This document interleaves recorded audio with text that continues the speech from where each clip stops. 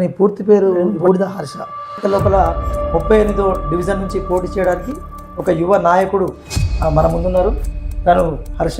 అంటే అదే ఉద్దేశంతో మీరు వచ్చిలా, లేకపోతే ఇంకా మరేదైనా కారణం ఉంటుందా? నాయకులు ఏం చేయలేదని మీరు అంటున్నారు. ఇప్పుడు రేపు మీరు కూడా వస్తే ప్రజలకు న్యాయం చేస్తారని ఏం నమ్మకం? ఓన్లీ ఒక డ్రైనేజ్ విషయం చెప్తారు, అది మీ పర్సనలా? లేకపోతే అక్కడ అసలు డ్రైనేజ్ ఒక భూమిలో డ్రైనేజ్ వల్ల ఆ మోరికి ఇరువైపులా 1500 ఓటర్స్ ఉంటారు.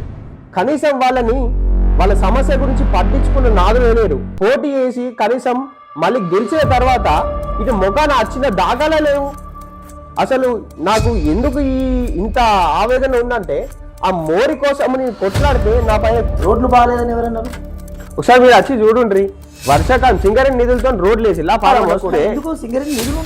నిధులు ఉన్నాయి, కానీ రోడ్లు ఎక్కడ ఉన్నాయి ఒకసారి మీరు వచ్చి చూస్తే తెలుస్తుంది కదా.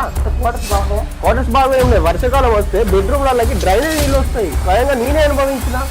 మరి ఎన్ని కులస్తులు రోజు పొద్దున వస్తే ఎంత బాగా అనిపిస్తుంది. వాళ్ళు ప్రతిరోజు ఎమ్మెల్యే మొత్తం సింగరేణి నిధులు తీసుకొచ్చినాము, ఎన్టీపీసీ నిధులు తీసుకొచ్చినాము, అది ఇదని అంటారంటే కార్మికులు ఇన్నాళ్ళ కూడా అదే పరిస్థితి. ఒకసారి మీరు వచ్చి చూస్తే తెలుస్తుందండి.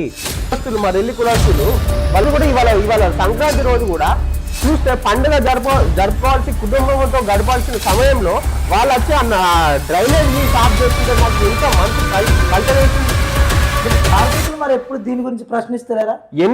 మేము ఎన్నోసార్లు కంప్లైంట్లు కార్మిక సంఘాలు, యూనియన్లు మొత్తం ఇప్పుడు ఏఐటీసీ, ఇవన్నీ ఐఎన్టీసీ, హెచ్ఎంఎస్, బిఎంఎస్ అని కార్మిక సంఘాలు ఉన్నాయని చెప్పి ప్రతిరోజు వాటాలు పూర్తి చేసి ఉన్నారు కదా.